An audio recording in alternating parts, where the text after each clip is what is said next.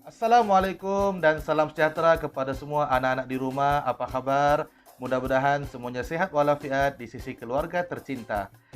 Baiklah, kita bertemu lagi pada hari ini dalam sesi pengajaran dan pembelajaran Bahasa Melayu tahun 3 bersama saya Cikgu Muhammad Jabal Nur bin Pari ataupun Cikgu Jabal.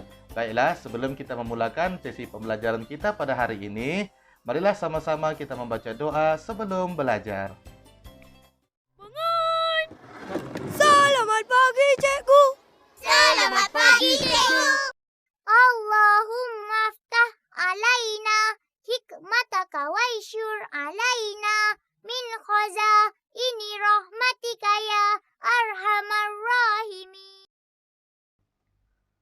Baiklah, hari ini kita akan melihat ayat aktif dan ayat pasif. Oke, apakah itu ayat aktif dan ayat pasif?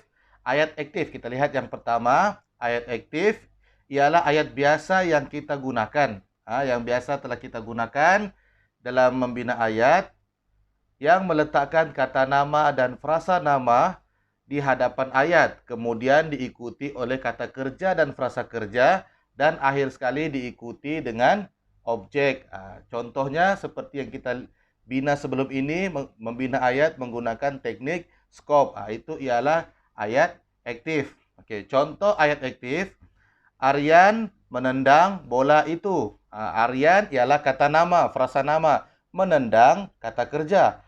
Bola ialah objek. Jadi ini kita panggil dia sebagai ayat aktif. Baiklah, seterusnya kita lihat ayat pasif. Ayat pasif pula ialah ayat yang diterbalikkan ataupun songsang. Oke, ayat aktif yang diterbalikkan ataupun songsang.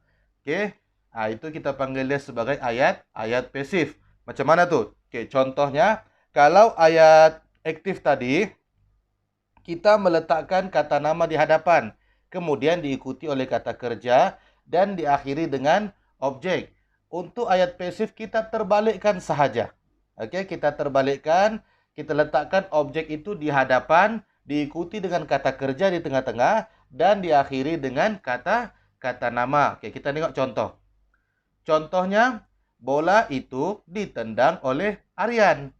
Tadi ayat aktif di atas, Aryan menendang bola itu. Apabila kita terbalikkan dia, kita jadikan dia ayat pasif, maka jadilah ayat itu berbunyi, bola itu ditendang oleh Aryan. Begitulah, senang kan? Sangat senang. Oke, jom kita lihat contoh-contoh lain. Oke, sekarang kita lihat contoh-contoh ayat aktif yang ditukarkan ke ayat pasif.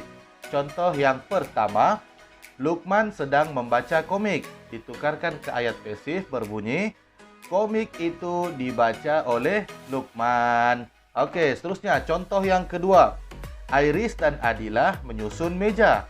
Ditukarkan ke ayat pasif menjadi, meja itu disusun oleh Iris dan Adilah.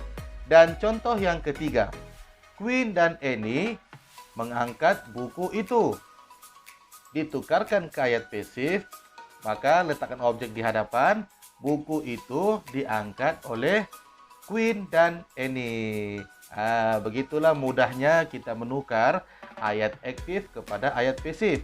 Jika ayat aktif, maka kata kerjanya juga ialah kata kerja aktif.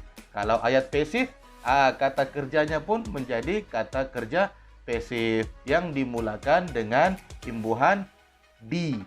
Ditendang, dibaca, diangkat. Oke, boleh paham semua?